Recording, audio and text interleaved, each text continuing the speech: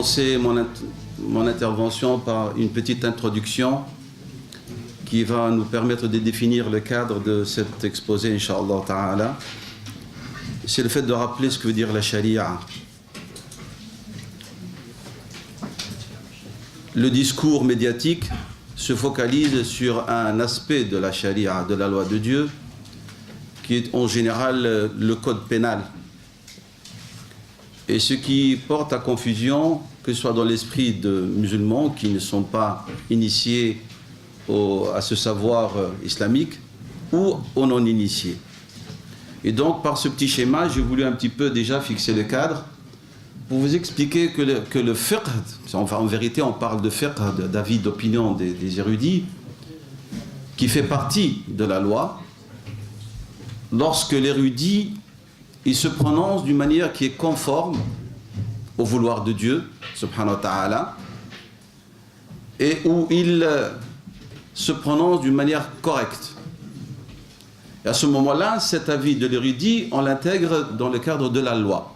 Il fait partie de la charia.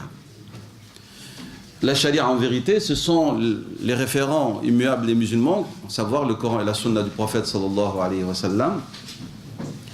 Et je vais détailler ce qu'est les charia lorsque je vais parler de l'aspect immuable de la loi, dans le sens qu'il s'agit de principes généraux, de règles de base ou de sentences détaillées, explicites, énoncées par Allah subhanahu wa ta'ala dans son livre sacré ou par le prophète sallallahu alayhi wa sallam. C'est ça ce qu'on appelle les charia. Et quand vous voyez pourquoi on y intègre une partie du fiqh, du droit. L'autre partie du droit, ce sont les avis des érudits qui sont des humains. C'est un ijtihad, c'est un effort déployé par un spécialiste pour répondre à des situations ponctuelles que rencontrent les musulmans à travers l'histoire. Et ces questions abordées par les juristes, qui sont ponctuelles, sont sujets d'évolution. Et on reviendra à cette question plus tard, Inch'Allah. Et c'est ce qu'on appelle communément le fatwa. Et que Ibn al-Qayyim rahimahullah a considéré qu'elle change par rapport au temps, au lieu, aux circonstances, aux individus. Al-fatwa tataghayyar bi taghayyur az-zamani wal makan. Et c'est pour cette raison-là qu'on a émis comme condition pour l'érudition, au-delà de ce que vous connaissez comme condition scientifique, c'est-à-dire la connaissance que doit maîtriser l'érudit, on y a ajouté sa connaissance de la réalité, du milieu, dans lequel il bouge. Et en vérité, on a défini le droit comme étant les réponses apportées à la réalité vécue. C'est pour ça que le fiqh, dans son esprit, il est évolutif en vérité. Et beaucoup de gens ne comprennent pas ça aussi dans notre communauté et qui veulent que le fiqh reste figé. Mais comme j'ai dit, ce qui est immuable, c'est lorsqu'il s'agit d'avis d'érudits en vérité conformes à la loi. Exemple, rapidement, puisqu'on va y revenir, lorsque vous lisez certains livres de droit, vous trouvez que l'érudit ou les érudits se prononcent, vous trouvez cette manière de fonctionner. On vous dit par exemple la prière est obligatoire.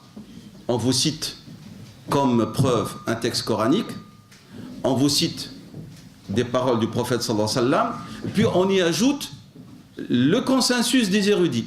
Vous vous posez la question, vous dites, celui qui ne comprend pas le pourquoi qu'on a ajouté le consensus, il va dire, mais on a le Coran et la Sunna, pourquoi est-ce qu'on nous parle d'avis d'érudits là-dedans? C'est clair, c'est évident que la prière, elle est obligatoire. Non, parce que le texte coranique est un texte arabe, intelligible, et qui offre beaucoup de possibilités de compréhension, au-delà de sa source et son origine sûre et certaine, qui est divine, que personne ne peut mettre en cause.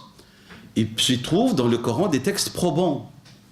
Je n'ai pas dit douteux, probant, c'est un terme technique qui veut dire vanni, que veut dire vanni du point de vue juridique, c'est-à-dire il est susceptible d'offrir une multitude de compréhensions, de sens.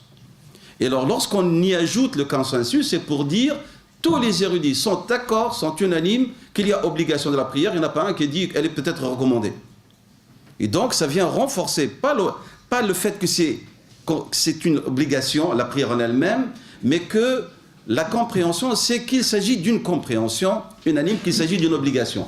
Parce que le Coran peut offrir aussi le sens de la recommandation ou de la permission. Vous comprenez? Donc c'est ça ce qu'on appelle un avis de l'érudit. Donc l'avis de l'érudit n'est pas sacro-saint. Mais dans d'autres positions, oui, s'il est conforme à la loi dans ce schéma comme je l'ai proposé. Alors, Sharia, c'est quoi? Sharia, c'est ce que j'ai dit là-bas. C'est l'ensemble des sentences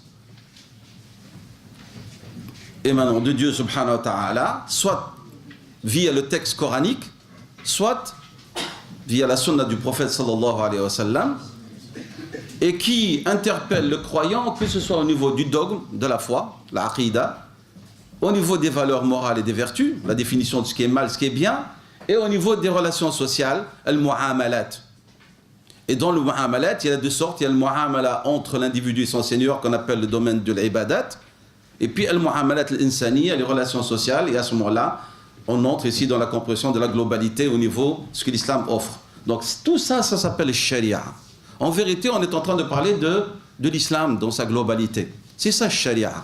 Donc j'aimerais bien vraiment qu'on arrête de comprendre sharia à partir d'un aspect qui est le code pénal.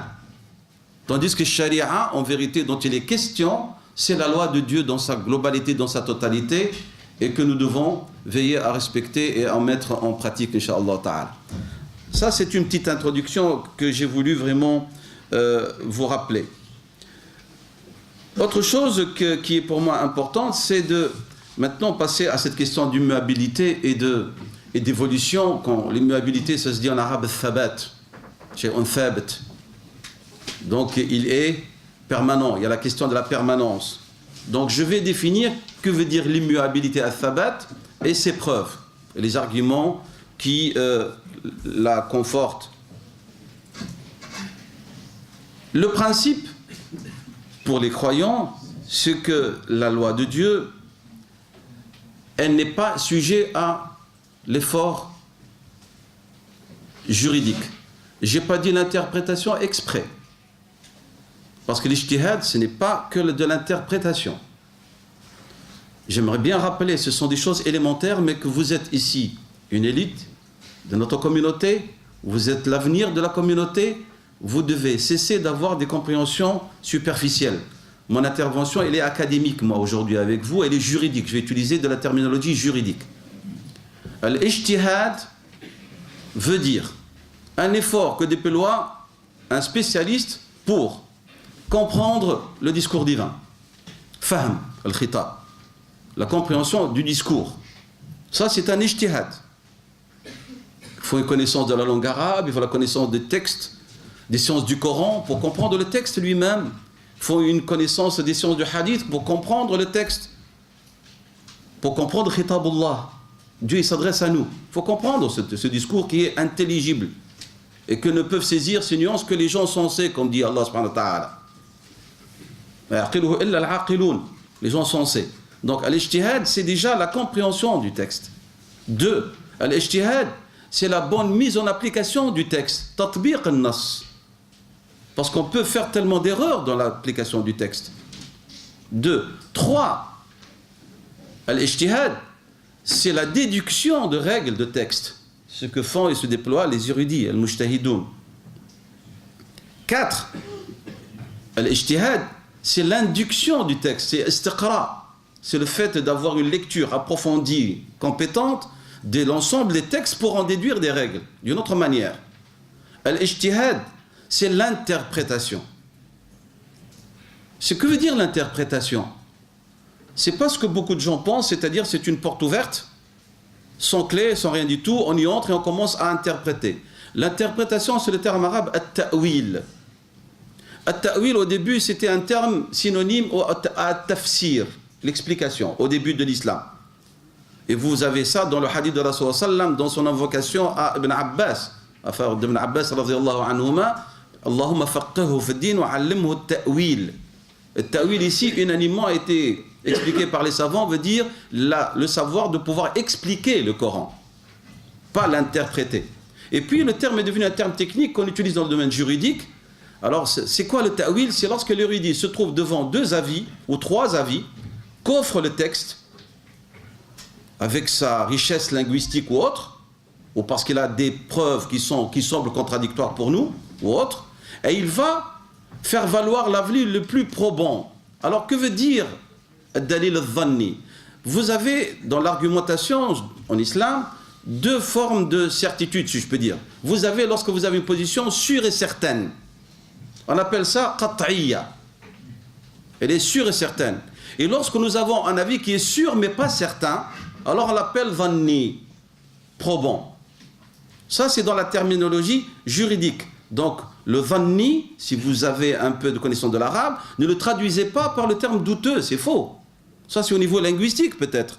Mais au niveau juridique, al-dhanni, al-dalil al-dhanni, l'argument probant, c'est un argument sûr mais pas certain. Exemple, le hadith de Rasulallah sallallahu alayhi wa sallam, al-mutawatir, c'est-à-dire qui a été transmis par une chaîne d'une masse de rapporteurs à une autre masse de rapporteurs, à une autre masse de rapporteurs, tout le long de la chaîne des générations de transmission, ça c'est un hadith mutawatir qu'on appelle hadith sûr et certain. Et puis vous avez un hadith qui est sahih, mais qui est certain, mais pas sûr et certain, c'est le hadith ahad. Hadith isolé, c'est-à-dire c'est un compagnon qui nous transmet, mais on ne met pas en cause son honorabilité. Mais du point de vue valeur, il n'a pas la même valeur que le hadith mutawatir. Un hadith rapporté par 70 compagnons, il n'a pas la même valeur qu'un hadith rapporté par un seul compagnon. Mais est-ce qu'il est à rejeter? Non. Mais est-ce qu'il est sûr et certain? Non, il est sûr, mais pas certain, parce que le sûr et certain, c'est le mutawatir. Et c'est comme ça que ça fonctionne. Donc lorsqu'on a deux avis ou trois avis qu'offre le texte, alors, à ce moment-là, l'érudit va accomplir le travail de ta'wil, d'interprétation, pour cerner l'avis le plus probant, avec argument à l'appui. Donc c'est ça ce qu'on appelle ijtihad, tout ce que je viens de dire. C'est clair? Fahm al-nas, la compréhension du texte, la bonne application du texte, l'induction d'un texte, la déduction d'un texte, l'interprétation d'un texte, et on y ajoute l'explication du texte, le tafsir. Tout ça, ça s'appelle ijtihad. Et toutes ces démarches nécessitent quand même une certaine connaissance. Et c'est ce qu'accomplit et déploie les érudits de la communauté tout le long de l'histoire. Que Dieu subhanahu wa ta'ala les récompense pour tous ces efforts qu'ils ont fait et qu'ils font encore en faveur au service de cet islam et de cette communauté. Donc, alors, la charia en elle-même n'est pas sujet d'ijtihad. Il n'y aura pas quelqu'un qui dit, voilà, elle est imparfaite, elle est incomplète et je viens intervenir pour la compléter. Pour parfaire à ses manquements. À ce moment-là, c'est comme si on dit que la révélation ne s'est pas achevée. Et pour nous, musulmans, de point de vue dogmatique, al-wahyu, la révélation, s'est arrêtée, s'est achevée par la mort de Rasulullah sallallahu alayhi wa sallam. Et son message est le message khatam, final. Donc il y a conclusion de la prophétie, conclusion de la révélation. Donc sur cette question-là, on ne peut pas donc mettre en cause cet élément. Simplement, vous devez savoir que les sentences de la loi sont de deux sortes. Il y a des sentences immuables qui ne peuvent pas être sujets ni au renouvellement, ni à l'évolution. Au nom du progrès, on va la faire progresser. Et ce sont des textes donc qui ont été formulés par des textes qui sont sûrs et certains quant à leur origine, et aussi dans l'indication, la signification, elles sont des indications sûres et certaines. On dit en termes arabes, ce sont des sentences dont al-asl, l'origine, qat'i, formelle, sûre et certaine, wa dilala, et l'indication qat'iyya, sûre et certaine. Et ça, vous les avez, vous en avez beaucoup dans le Coran. C'est ce qu'on appelle l'ayat al-muhkamat, les versets explicites. Le Coran, il est sûr et certain quant à son origine. Parce qu'il n'a pas été transmis par un rapporteur, par des millions d'individus, tout le long de son histoire. Et puis, vous avez la langue arabe qui nous donne un sens qui est explicite. Et bien, lorsque vous êtes devant le Coran et devant un sens explicite, qat'i dilala, et bien, ce genre de textes ne sont pas sujets à aucune interprétation, ni à aucune demande d'évolution ou de réadaptation. Ça, c'est la première catégorie. Et on appelle ça la zone de l'immuable thabit, ce qui est permanent. C'est une zone. L'érudit ne peut pas y mettre ses pieds que pour comprendre. pour expliquer, pour apporter un savoir quant à la bonne manière de mise en application. Je parle ici dans l'indication, elle est sûre et certaine. Même le mujtahid ne peut pas mettre ses pieds pour dire je vais faire de l'interprétation, jamais de la vie. Et ça, il y a une règle qui a été élaborée par les savants musulmans, l'ijtihada ma'an nas. Il n'y a pas d'ijtihad lorsque le texte il est là. Qu'est-ce que ça sous-entend? Si le texte est d'origine sûre et certaine et dont l'indication est sûre et certaine, il n'y a pas d'ijtihad. Il est banni. Et c'est une règle sujet d'unanimité. Lorsqu'on parle d'immuabilité, ça ne veut pas dire que les individus sont figés et que l'islam a condamné l'individu à être un être qui doit vivre dans l'inertie intellectuelle. Il n'est jamais été question de cela. Il y a un grand espace que Dieu a accordé dans ce domaine de ce qui est thabit, immuable, qui permet à l'individu, donc, comme j'ai dit, de bien comprendre le texte, de bien le mettre en pratique. Et une des, on va dire, des difficultés de la communauté, surtout dans ces temps contemporains, dans ces dernières époques, c'est la bonne compréhension et la bonne application des textes. On a un problème. J'entendais tout à l'heure, pendant l'intervention de mon frère Rani, beaucoup de frères qui parlent de l'État, de l'État, de l'État. La construction de l'État est une des choses les plus faciles, surtout si on utilise la force. Mais le problème, comment est-ce qu'on va l'élaborer? Comment est-ce qu'on va la faire fonctionner? Et vous avez vu que les musulmans, chaque fois qu'ils ont eu accès, ces derniers temps, ils ont failli. Construire, c'est la chose la plus difficile. C'est pour ça que notre problématique, en vérité, c'est fahm al-sharia wa tatbiqa. Nous, on doit avoir et pouvoir solutionner deux questions fondamentales: comprendre la loi et pouvoir bien la mettre en pratique. Et là, il y a un problème. C'est clair? C'est pour ça que moi, je renvoie certains d'entre vous qui sont des arabophones, peut-être ici présents, au livre de Dr Abdelmajid al-Najjar. C'est un de nos frères et d'un de nos maîtres, et qui a écrit un livre sur Fahm Tatbiq al-Sharia. C'est un petit livre, mais il est tellement riche, qui parle de la compréhension de la mise en application de la loi. Comment est-ce qu'on va faire amalité tanzil? Comment on va mettre cette charia d'une manière concrète dans la réalité? Détruire, c'est facile. Prendre par la force, c'est facile. Construire, c'est le plus difficile. Et donc, il reste un domaine, un espace tellement important, même dans le cadre de l'immuable, à l'effort humain. Et nous voyons autour de nous que cela est très important. Lorsqu'on parle en vérité de thabit, c'est comme on parle d'un axe qui va donner au mouvement de l'ordre, la qualité de l'ordre. Vous avez une roue, elle a besoin d'un axe. Tout mouvement a besoin d'un axe, sinon il devient un axe, un mouvement désordonné. Et bien pour nous, dans notre religion, selon nos savants, qui ont expliqué cette caractéristique de la loi, l'immuabilité est un référent comme un axe qui permet à l'homme d'agir et d'avoir un mouvement bien ordonnancé et bien organisé. Donc ce n'est pas en vérité un obstacle. Il va donc, cette immuabilité va organiser en vérité le mouvement de l'homme. Et ici on parle de quelle sorte de mouvement? De le mouvement intellectuel de l'homme. Puisque Madar al-Taklif, puisque celui qui est interpellé par la responsabilité de la part de Dieu, c'est l'aql, c'est la raison. Et donc cette raison, l'islam vient organiser son action, son mouvement pour qu'il ne soit pas désordonné et qu'il donne quelque chose de qualité. Ibn al-Qayyim, rahimahullah ta'ala, dans son ouvrage intitulé Irathatul Lahfan, venir au secours de celui qui est dans le besoin, le besogneux, celui qui est vraiment dans un état de besoin urgent. Le tome 1, la page 346, qu'est-ce qu'il dit? Il dit, les sentences légales sont de deux sortes. L'ahkam al-shar'iyya sont de deux sortes. Celles qui sont constantes dans le temps et dans l'espace, ne changent pas, c'est-à-dire par rapport aux époques ni aux lieux. Et celles qui varient dans le temps et dans l'espace selon l'intérêt, al-maslaha. Et je reviendrai à cette question qui est très importante. De même, donc voilà ce qu'il dit lui, cet avis a été partagé par beaucoup d'autres savants, avant lui, après lui, tels que l'imam al-Qarafi, malikite, tels que l'imam, nous avons aussi Ibn Abidin, le Hanafite, et ce sont des sommités du droit musulman. Tous, ils partagent cet avis pour dire qu'il y a deux sortes de sentences. Celles qui sont constantes et d'autres qui sont évolutives dans le temps et dans l'espace. On appelle ce genre de sentences qui changent, on les appelle mutarayyirat.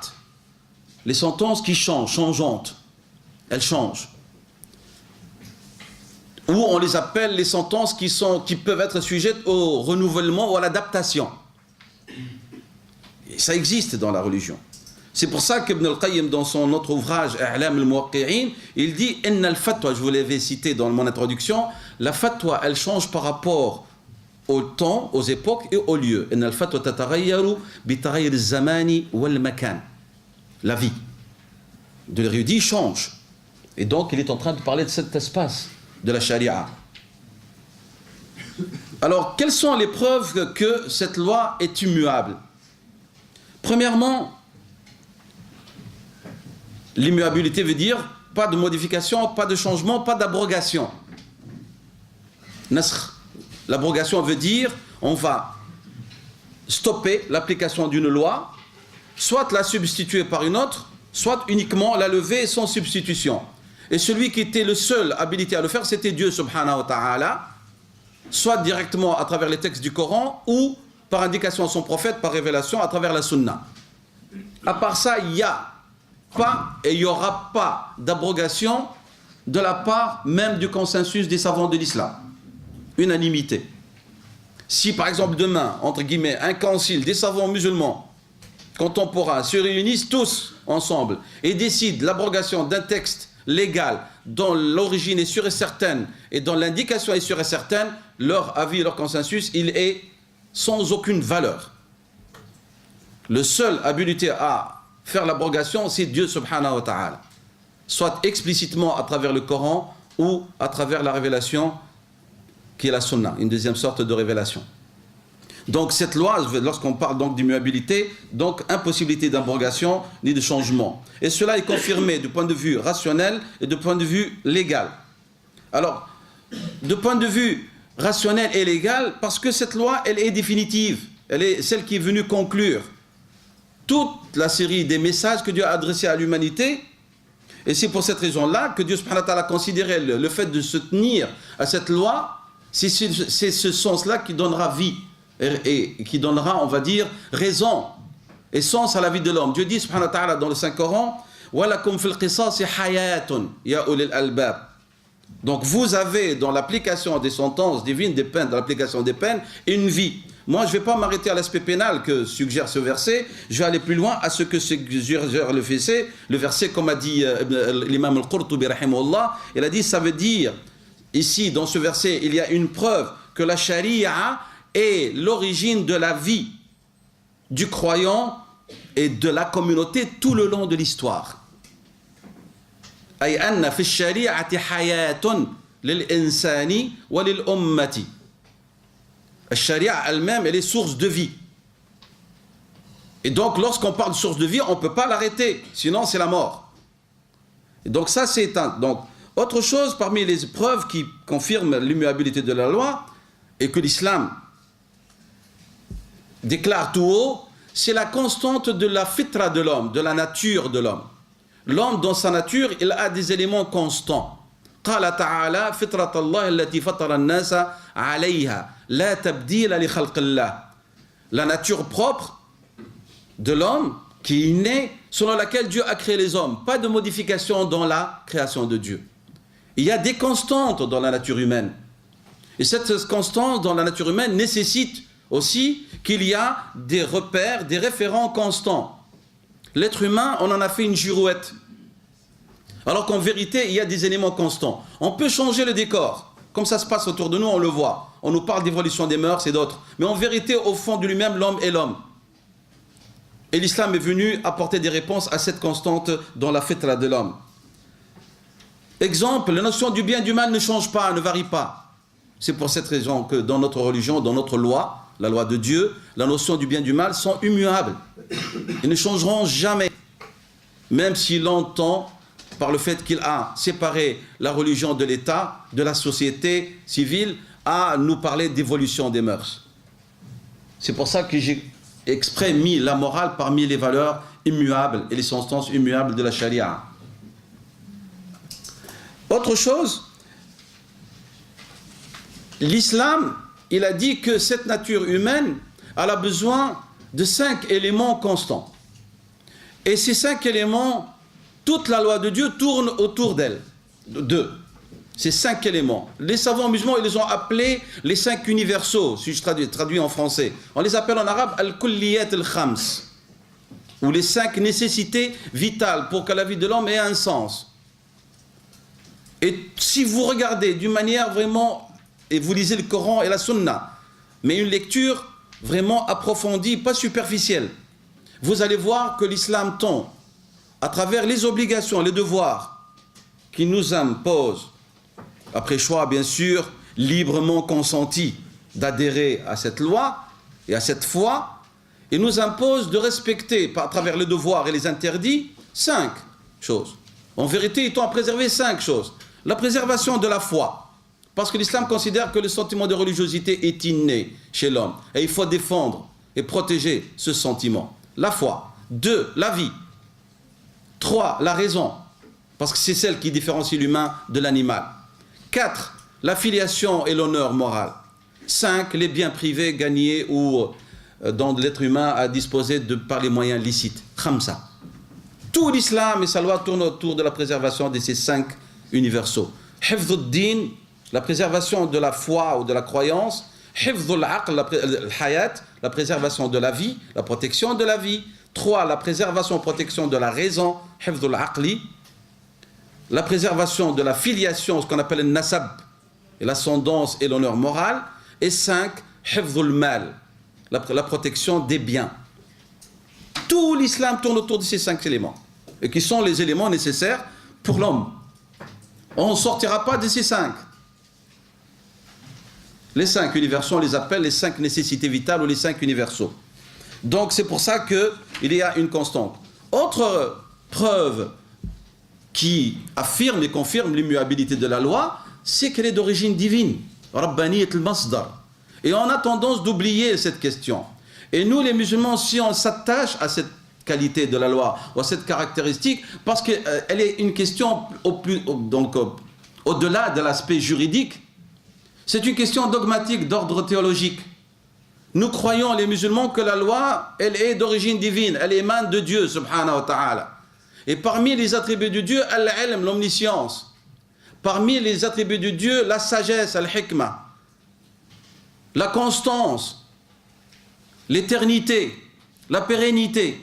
Comment est-ce que je peux m'expliquer face à mon credo? D'un côté, je dis que Dieu, il est parfait, la perfection même, subhanahu wa ta'ala, sa science, elle est totale et globale, elle n'est que sagesse. Allah, subhanahu wa ta'ala, il n'agit pas par abath, c'est-à-dire Dieu ne fait pas le futile. Dieu, il agit toujours par sagesse. Dans son essence, il est sagesse. C'est une question théologique, dogmatique ici, qui est grave et importante, et qu'on a tendance d'oublier dans notre discours. Pour nous, les musulmans, il est question de la foi en Dieu le Créateur. Lorsqu'on me dit que la loi que Dieu a révélée, elle est imparfaite, c'est-à-dire j'adore, je crois en un Dieu imparfait. Et donc, par ma foi, je ne peux pas, déjà par ma foi, sans entrer dans le détail, comme j'ai dit, juridique, où les savants ont expliqué, ils ont cerné qu'il y a l'immuable et l'évolutif. Mais au-delà de tout cela, il y a un aspect théologique que je ne peux pas passer, que je ne peux pas dépasser, j'y ai pas droit.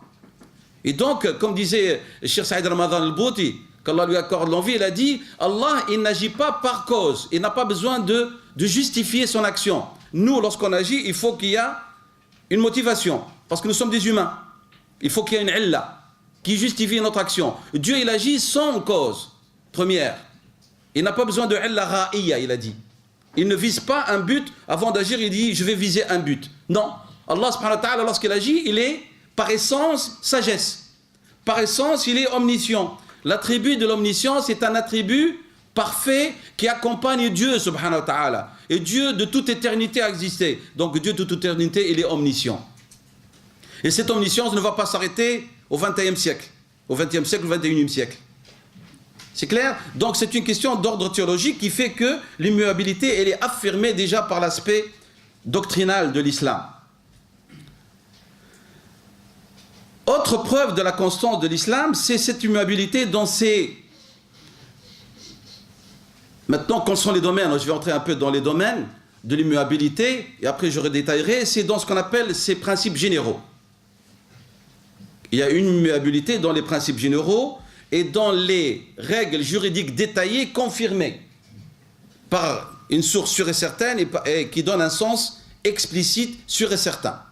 Donc, je répète, l'immuabilité, en vérité, va concerner quel domaine? Le domaine des principes généraux, des règles de base, on y reviendra par des illustrations, et en même temps, elle concerne des textes détaillés, ce qu'on appelle ahkam far'iyya parfois, comment faire la zakat, comment faire la prière, comment faire ceci, si le texte est sûr et certain quant à son origine, et si le texte, dans son indication, est sûr et certain. Alors là, il y a une question d'immuabilité. Parmi les causes qu'on nous conforte dans la compréhension de l'immuabilité, c'est l'immuabilité de la langue. La langue arabe, et toute langue, a des sens qui sont constants. Le verbe manger en français, M-A-N-G-E-R, vous pouvez l'utiliser dans n'importe quel contexte, toujours vous allez revenir vers la question de la consommation et donc le fait de disparaître l'élément présent. Lorsque vous dites le feu, même si vous parlez un français dialectal et du parler, vous dites le feu a mangé, ça veut dire elle a consumé. Il y a toujours l'idée de consommer. Et donc on reviendra parmi tous les dérivés au sens de base. Et bien dans la langue arabe, quels que soient les dérivés que vous allez faire d'un terme, vous reviendrez toujours à son origine de base, sa racine de base, un verbe composé de 3 éléments. Prenons par exemple un terme. Prenons le verbe alima. A-lam mim. 3 lettres. Vous allez vers des dérivés. Ilmun, alimun, ma'lumatun, i'lamun. Actuellement, on l'utilise pour l'informatique. Al-i'lamiyatu. Quel qu'elle soit le dérivé, il va vous renvoyer toujours vers la racine, qui est l'idée de savoir. Et bien, la langue arabe, par laquelle Dieu subhanahu wa ta'ala a décidé de nous transmettre sa dernière parole révélée à l'humanité, a des constants au niveau de ses sens. Et personne ne peut se déroger ou avoir le droit de venir nous dire « je vais inventer une nouvelle langue arabe ». Il y a une constance, immuabilité. Dieu subhanahu wa ta'ala était clair, il a dit que ce Coran a été révélé dans une langue arabe pure. Et il a dit explicite. Bilisan arabiyyin mubin. Mubin, mubayyin, explicite, évident. Le sens, il est là. Lorsqu'on vous dit, par exemple, concernant l'interdiction des boissons enivrantes, Dieu nous dit, Fahal antum muntahun, est-ce que vous n'allez pas cesser? Qu'on ne vienne pas nous dire, parce qu'il n'y a pas le verbe harrama, il n'y a pas le verbe interdire, donc ça veut dire que c'est permis ou c'est répréhensible. Que veut dire al-intiha dans la langue arabe? Que veut dire intaha? Que veut dire nihaya? C'est arrêter, c'est la fin. Et donc, on ne joue pas avec l'immuabilité, avec des arguments bidons qu'on est en train d'entendre sans arrêt de part et d'autre, soit au nom de l'interprétation, ou soit de nous donner de nouvelles significations et sens à la langue arabe. Donc l'immuabilité des textes est confirmée par l'immuabilité de la langue arabe dans ses sens. Et Dieu a révélé ce Coran par cette langue, et nous devons bien comprendre ses dérivés, ses modes, et aussi ses sciences et son fonctionnement, et cela à travers la compréhension de la grammaire et de la conjugaison. Faites attention, la langue arabe et le texte n'est pas opposé au fait que vous allez nous sortir un sens implicite du texte.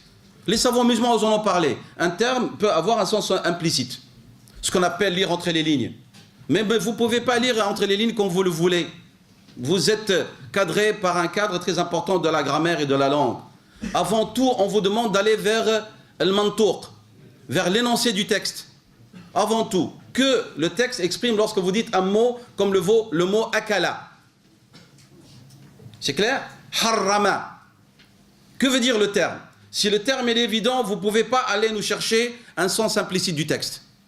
Hors de question. Il y a une gradation obligatoire à suivre. Et donc, lorsque nous sommes devant des textes de la langue arabe qui offrent un sens évident par l'énoncé du texte, eh ben, vous devez vous arrêter. Fini. Et c'est ça qui détermine. Donc, ce n'est pas les savants qui sont en train de dire « nous avons décidé de l'immuabilité ». La langue arabe, la langue du Coran, nous impose l'immuabilité à travers ses significations. Et donc, vous voyez que l'érudit, il n'a pas les mains libres. Il ne peut pas faire ce qu'il veut. Quelle qu'elle soit sa compétence et son intégrité ou son honorabilité. Il a les mains liées. C'est clair? Par ces deux preuves. Alors, que veut dire les règles, les principes généraux et les règles générales au niveau de l'immuabilité? Alors, les principes généraux, ou les fondements aussi, qu'on appelle aussi, c'est lorsqu'on parle par exemple des vérités dogmatiques. Ça, ce sont des principes et des fondements immuables. Allah subhanahu wa ta'ala, il est un, et toujours, il le sera toujours. La vérité donc concernant la divinité, elle est inchangée. Ses attributs, son unicité, sa volonté, tout cela est immuable.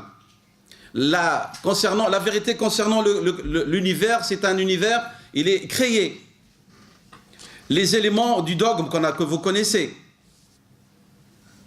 l'acceptation et le refus d'une œuvre, le fait que la religion est émanation de Dieu, subhanahu wa ta'ala, le fait que le seul lien entre les hommes, selon le principe fondamental de l'islam, c'est l'unité de la foi, et non pas la nation, ni l'ethnie, ni les limites géographiques et territoriales.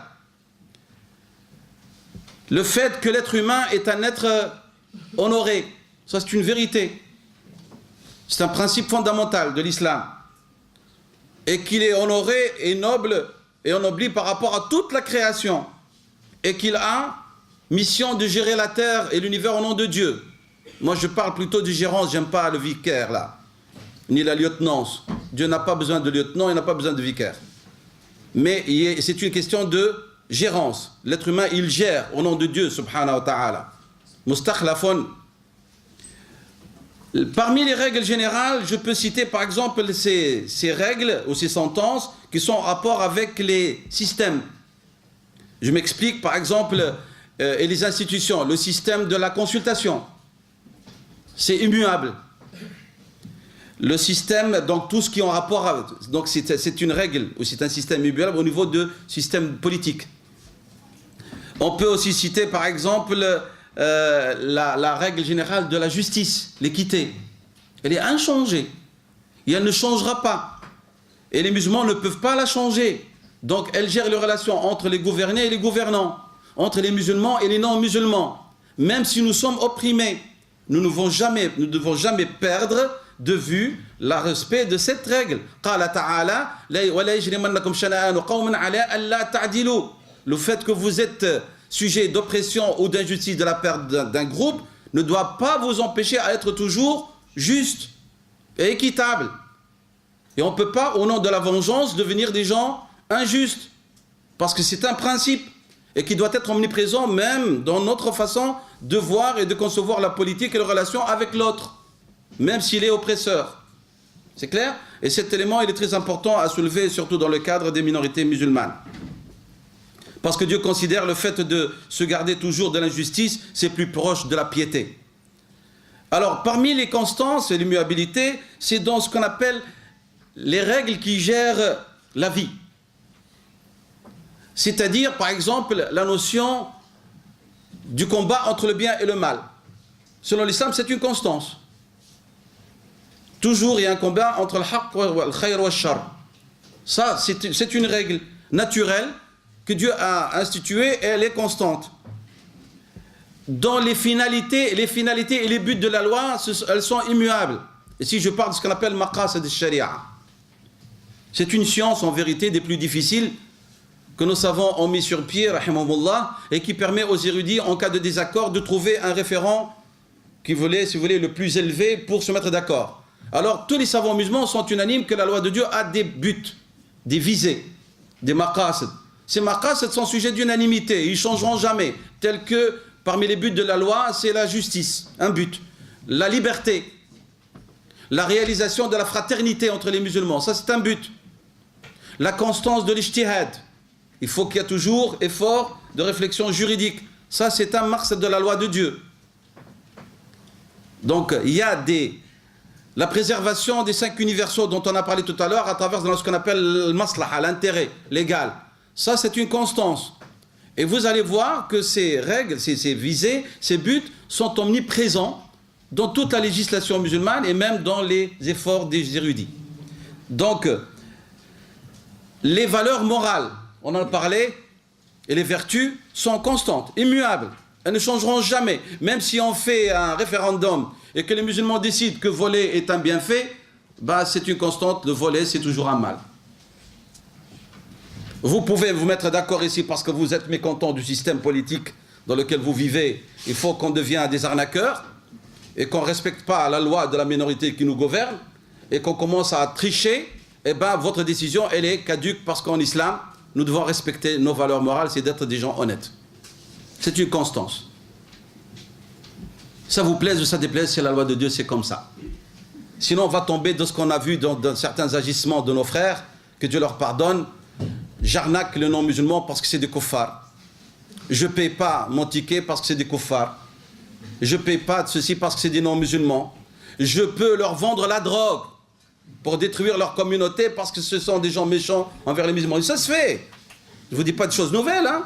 Je peux braquer une banque pour prendre de l'argent pour faire la guerre sainte. Fi sabilillah. C'est quoi ça?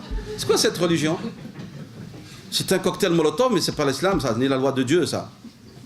Donc on a des constantes, que vous le voulez ou non, c'est ça la loi de Dieu. Et c'est ça la grandeur de la loi de Dieu. Le bien, il est le même, il est défini et on ne peut pas aller plus loin. Donc, les ibadat sont immuables. Qu'on vient nous sortir des raisons d'ordre économique ou autre, le jeûne est obligatoire. Les 5 prières sont obligatoires. Le pèlerinage, parce que vous avez peur de réduire les devises que vous avez dans votre caisse, alors on ne peut pas permettre aux musulmans d'aller faire le pèlerinage, sinon c'est caduc, c'est obligatoire le pèlerinage. Ça, ce sont des choses, parce qu'il s'agit de la relation verticale avec Dieu subhanahu wa ta'ala. Des valeurs telles que la loyauté, le respect du dépôt, le sacrifice, les règles de bienséance, qui sont en rapport avec le respect du social, tel que le respect des parents, des plus âgés, du voisin. Les règles de bienséance propres aux musulmans, spécifiques aux musulmans, comme le fait de manger avec la main droite. C'est immuable. Manger avec la main droite, c'est immuable. C'est une constante. Si ce n'était pas le cas, le prophète n'aurait pas invoqué Dieu contre celui qui a refusé de manger avec la main droite par arrogance. Et le résultat, il a eu une paralysie. Donc c'est une constante. Parce qu'il s'agit des adab al-islamiyya, et qui doivent être constantes. Donc, et j'ai dit, parmi l'immuabilité, le domaine de l'immuabilité, les textes détaillés par Dieu subhanahu wa ta'ala et son prophète sallallahu alayhi wa sallam, dont l'origine est sûre et certaine et l'indication est sûre et certaine, et ben on appelle ça les textes confirmés. Ce sont les sentences muhkamat, on les appelle. Ahkama, c'est bien ficelé. Donc, tous les versets qui sont du domaine, et les hadiths qui sont du domaine du muhkam, sont du domaine de l'immuable, tels que par exemple l'interdiction des boissons enivrantes.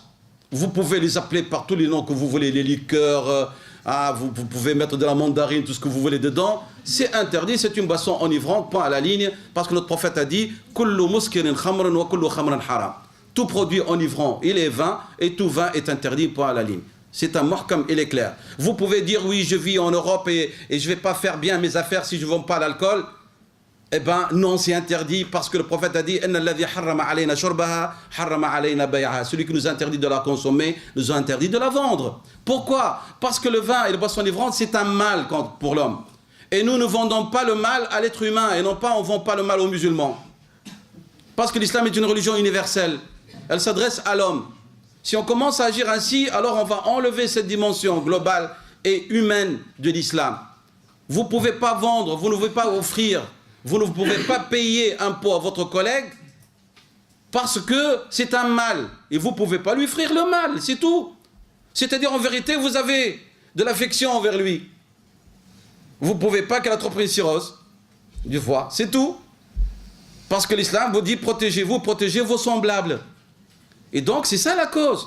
On ne vient pas nous parler d'arguments économiques, c'est une immuabilité du texte.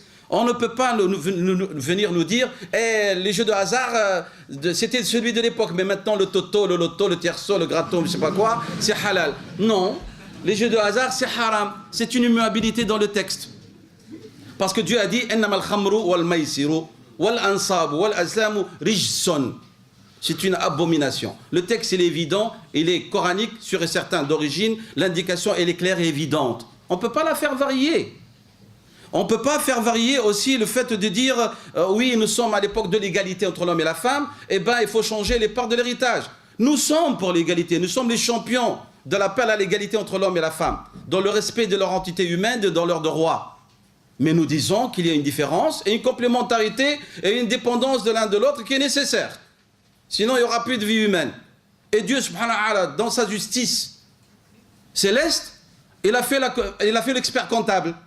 Il a fait la comptabilité entre les rentrées et les ressources de l'homme et les ressources de la femme, et entre les dépenses de l'homme qu'il lui a imposées et les dépenses de la femme. Et bien, il a rétabli la balance entre ce que la femme reçoit comme dot, ce qu'elle reçoit comme héritage, et le fait qu'elle est dispensée de toute dépense familiale. Rien. Vous ne dépensez aucun centime. Si vous participez au ménage, c'est un bon plaisir de votre part. Votre mari ne veut pas vous dire au nom de l'islam, tu dois. Ce n'est pas vrai. Et l'homme, il est obligé de subvenir aux besoins de sa famille, de subvenir aux besoins de ses parents, de vous donner la dot, de vous offrir des cadeaux, pas à Saint-Valentin, hein, mais des cadeaux en permanence pour que vous dites qu'il vous aime. Eh bien, il a fait la comptabilité, beaucoup de dépenses, moins de dépenses, plus de rentrées, dans le cas où le père laisse quelque chose. Hein. Et moins de dépenses, oui ou non? Maintenant, pour vous montrer que même cette question d'héritage, elle est rigolo, hein, nous, ça nous fait, comme disaient certains de nos savants, on rit, mais ça fait pleurer en vérité lorsqu'on entend des conneries répétitives à la télé, dans les masses médias, et même de la bouche des musulmans, ou de ceux qui se disent musulmans. Dernièrement, j'étais confronté à une répartition d'héritage. Un frère m'avait téléphoné, donc il y a une mère du défunt, une épouse, 4 garçons et 2 sœurs. On a fait le partage de la somme qui nous a été donnée. La grand-mère, c'est elle qui hérite le lot. La grand-mère a reçu de l'ensemble de la somme 52 000 €. La mère, l'épouse du défunt, reçoit 49 ou 48. Les garçons dans les 41 et 42 et les filles 21. Qui était gagnant dans l'affaire? C'est la mère et la grand-mère. Hein. Donc c'est pas vrai que dans un partage d'héritage, c'est l'homme qui est toujours favorisé. C'est pas vrai. Ceux qui disent ça, ils ne connaissent pas la loi de Dieu, ils ne connaissent pas les sciences islamiques. Et vous avez obligation de connaître ces référents et ces explications à partir de leurs sources, sinon même vous allez rester dans la confusion et dans le doute sans le dire. Hein. Donc vous avez obligation de connaître vos référents. Voilà concernant donc ce qui est immuable. Je m'excuse, je n'ai pas assez de temps, c'est un sujet qui est très très lent. J'essaierai dans les questions-réponses de revenir sur l'aspect évolutif. Mais ce que je peux dire, parce qu'on m'a mis là, le couteau à 10 minutes, 5 minutes, c'est même plus 10. Pour moi, j'ai vu 10 minutes. Donc, c'est à 10 minutes, Inch'Allah. Donc, ce que je peux vous dire ici, c'est que l'islam considère que la vie, elle est en perpétuelle évolution. L'islam le dit. L'islam considère que la vie, hiya fi tatawwur. Et je vous ai dit tout à l'heure que parmi les conditions qu'on impose à un mujtahid, c'est sa connaissance du waqa'. Il doit connaître sa réalité et son milieu. Parce que le milieu et la réalité des compagnons n'est pas la nôtre. J'ai parlé de l'immuable, hein, qui ne change pas par rapport aux époques et aux lieux, aux personnes. Mais l'islam reconnaît aussi qu'il y a évolution. Sayyidina Omar radhiyallahu anhu a dit une parole extraordinaire. Il a dit « Rabbu awladakum wa addibu awladakum » éduquez vos enfants selon des règles qui ne seront pas forcément les vôtres, parce qu'ils vont vivre à une époque qui ne sera pas la vôtre. Mais est-ce qu'il est en train de dire changer même les règles immuables morales? Non, il n'a pas dit ça. Il a bien compris qu'il y a un aspect immuable parce que l'homme en a besoin à toute époque. Mais il veut dire qu'il y a des aspects que les parents doivent comprendre que ça évolue. Le père qui dit à son fils sans arrêt, à mon époque je lisais dans une chambre avec une lampe à gaz ou quoi, et estime-toi heureux d'avoir de l'électricité, il n'a pas compris que c'est tout à fait normal, c'est une évolution. Mais qu'on a d'autres contraintes. On a d'autres contraintes. Donc il faut, il a dit, radiyallahu anhu, donc addibu awladakum éduquez vos enfants selon des normes, parce qu'ils vont vivre dans une époque qui ne sera pas forcément la vôtre. Et donc l'islam reconnaît que la vie, elle est en complète évolution. Le Coran nous demande, il nous provoque, il nous incite, il nous encourage à bien lire l'univers et les règles de fonctionnement de l'univers.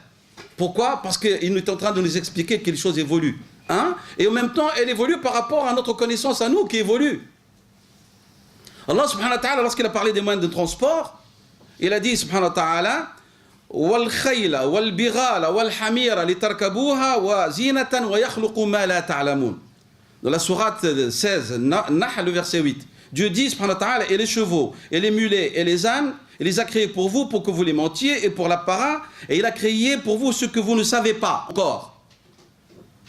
En cherchant, en découvrant, on est en train de découvrir le TGV, on a découvert le TGV, les avions supersoniques, etc.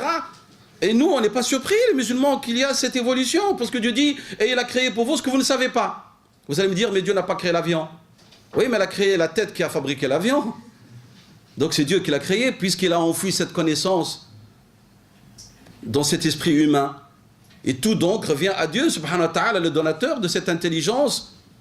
C'est clair? Donc nous comprenons qu'il y a une évolution. Et la preuve que les juristes musulmans ont compris qu'il y a de l'évolution, il y a un patrimoine juridique, malheureusement, qui n'est pas à votre portée pour ceux qui sont pas arabophones et qui ne peuvent pas lire. C'est ce qu'on appelle fiqh al-nawazil. On a des livres qui sont tellement beaux. Vous regardez, vous voyez le réalisme des savants musulmans. Le frère Mustapha, l'après-midi, vous parlerez du réalisme de l'islam. Ils ont compris les savants musulmans, alors ils étaient des gens réalistes. Et alors, ils ont écrit des livres de fiqh où vous voyez, ils répondaient aux questions de l'époque. Vous prenez les livres de l'imam al-Wanshari ici, Al-Mi'yar, vous restez surpris. Et parfois, il y a des avis qui ont été pour répondre à des questions contemporaines, mais on dirait qu'elles sont d'actualité aussi pour nous. C'est des gens que l'imam Abu Hanif et l'école Hanafite est une école phare dans la compréhension du surréalisme, puisqu'ils ont fait des projections. Ils ont fait des suppositions. Imaginons que les musulmans auront à être confrontés à telle situation. Quelle réponse leur apporte-t-on? Donc il y a une évolution. On n'est pas des gens figés. C'est nous qui avons fait du droit musulman un droit figé, par notre méconnaissance.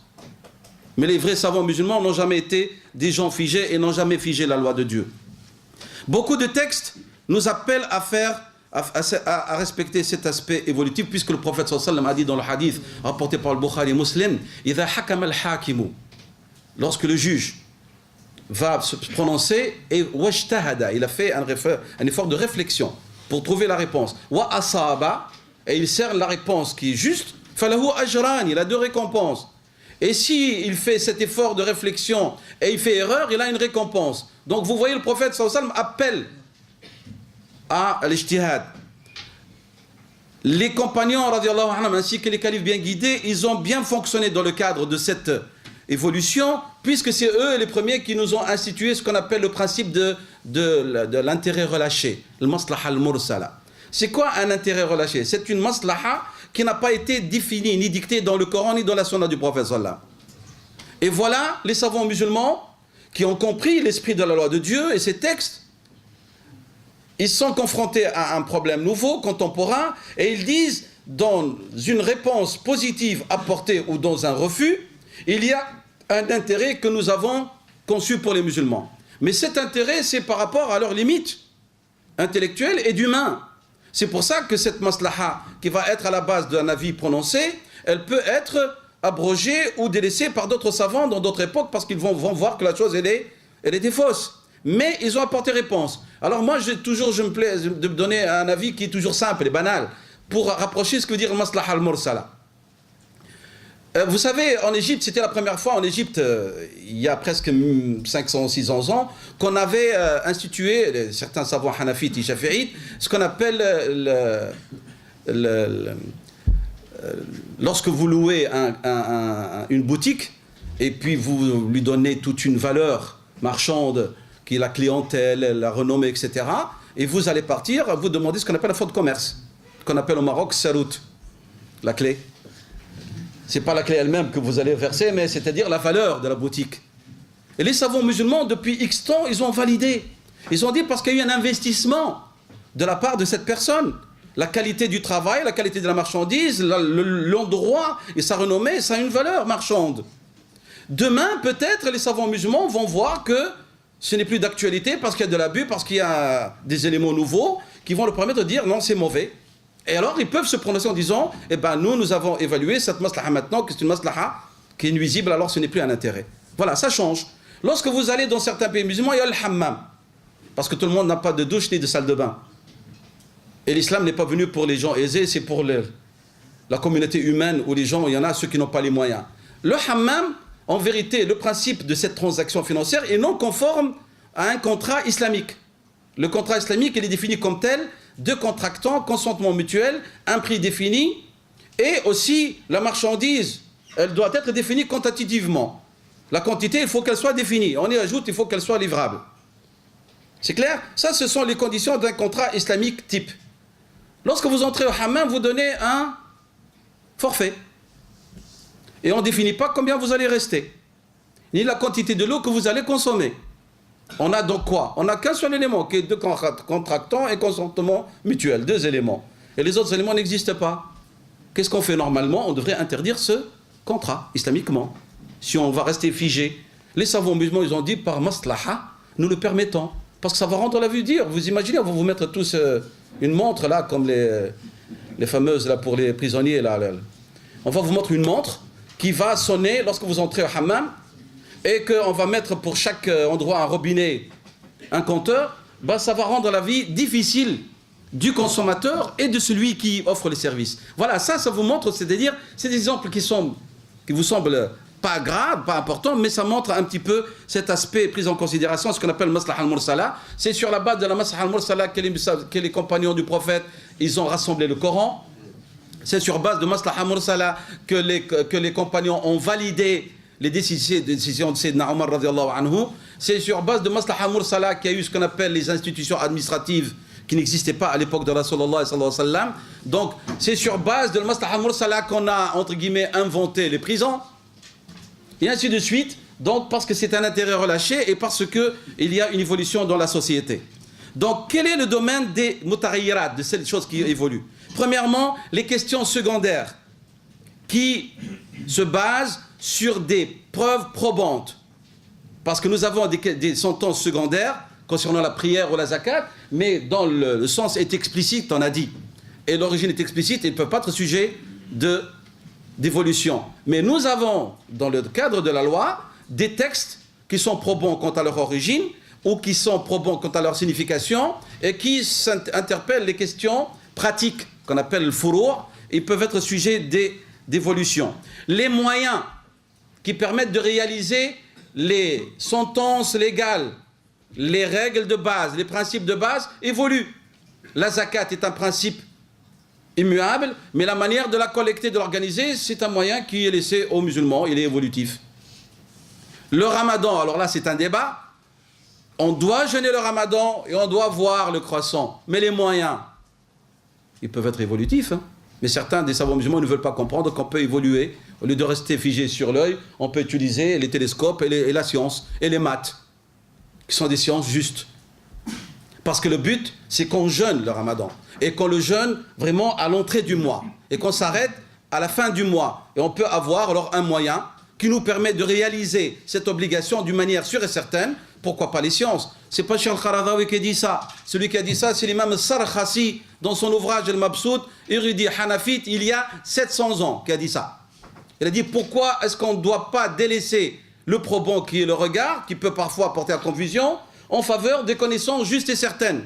L'imam Sarkhasi dans le Mabsout a dit cette règle. Pourquoi est-ce qu'on ne fait pas ça? Ça permettrait aux musulmans d'être unis, ne serait-ce qu'au niveau de la pratique du ramadan et des festivités. Parmi les choses, par exemple, qui peuvent être sujets d'ijtihad, Dieu a défini, par exemple, les femmes interdites au mariage.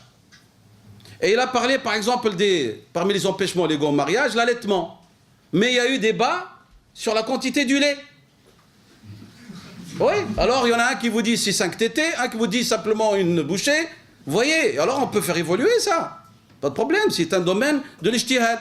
On a un côté muable, mais un côté qui est évolutif et qui est sur discussion, surtout si on se réfère à des éléments scientifiques qui permettent aux juristes de bien se prononcer et cerner et de voir si une tétée, simplement une petite bouchée, est-ce que ça fait de l'enfant qu'il est alimenté réellement ou non, et est-ce qu'on peut valider l'une ou l'autre.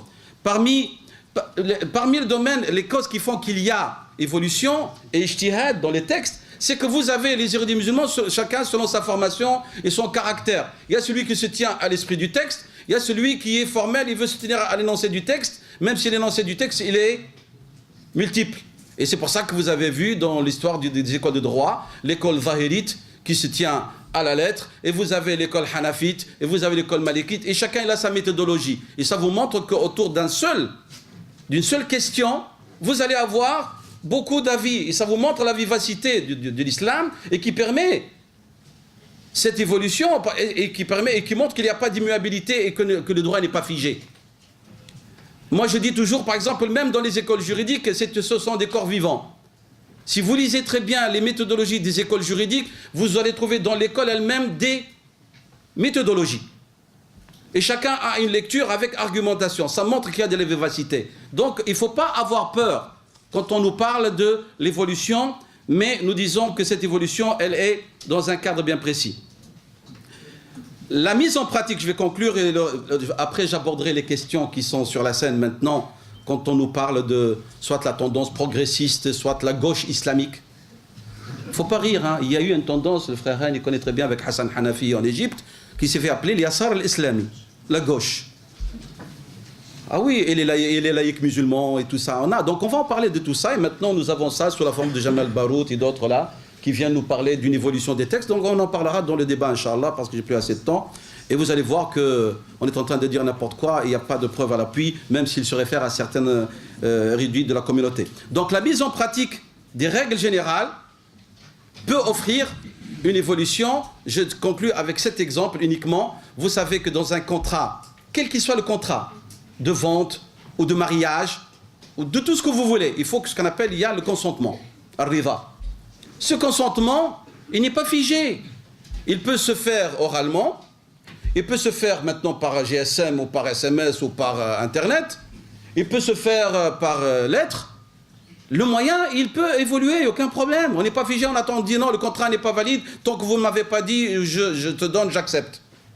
On peut l'exprimer par différents moyens. Donc, la mise en application des règles générales, telles que le principe, comme j'ai dit, de le consentement, dans tous les contrats, et le consentement est une condition sine qua non fondamentale dans tout type de contrat, même au niveau de la politique entre gouverné et gouvernant. Il faut qu'il y ait le consentement. On peut choisir différents moyens. Et donc l'islam, il accepte, il évolue, entre guillemets, même il est l'évolution même au niveau de civilisationnel. Wallahu a'lam wa ahkam wa sallallahu wa sallam wa baraka ala sayyidina Muhammad wa ala alihi wa sahbihi wa sallam.